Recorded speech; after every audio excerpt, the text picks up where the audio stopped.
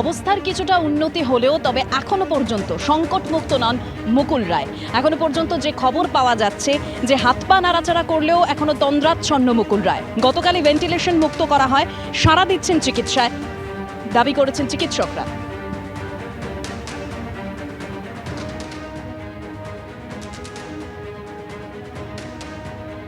আইসিইউতে রয়েছে, অক্সিজেন সাপোর্টে রয়েছে, তবে অপারেশন হওয়ার পরে যে অবস্থায় ছিল, ভেন্টিলেশনে ছিল, সেখান থেকে বার করা হয়েছে। ক্রিটিক্যাল অবস্থা, তবে স্টেবল, অনেকটাই ভালো। বিজ্ঞানের পরিবেশে যেটা হওয়া উচিত সেভাবেই এগোচ্ছে। ডাক্তাররা যথেষ্ট চেষ্টা করছে, তাদের সহযোগিতায় উনি সুস্থতার দিকে ফিরছে, তবে ডাকলে রেসপন্স করছে। প্রবল বৃষ্টিতে বিপর্যস্ত মালদা মেডিকেল কলেজ জলের তলায়। অন্যদিকে মালদা ইংরেজ বাজারের একাধিক ওয়ার্ডও জলমগ্ন হয়ে পড়েছে। রেল লাইনের পাশে ধস, ব্যাহত ট্রেন চলাচলও। এবং যে ছবিও দেখতে পাচ্ছেন, মালদা মেডিকেল কলেজ জলমগ্ন হয়ে পড়েছে।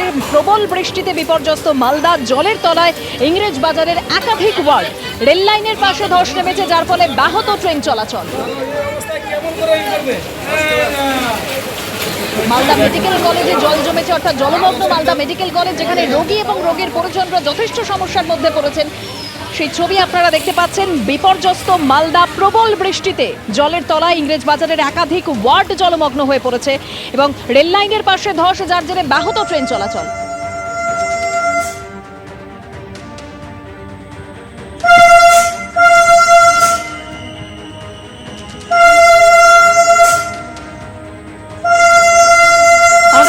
প্রতিনিধি অরিত্রিক ভট্টাচার্য রয়েছে এই মুহূর্তে টেলিফোন লাইনে। অরিত্রিক, রেল লাইনের পাশে ধস নেমেছে, যার ফলে ব্যাহত হয়েছে ট্রেন চলাচল, কি পরিস্থিতি?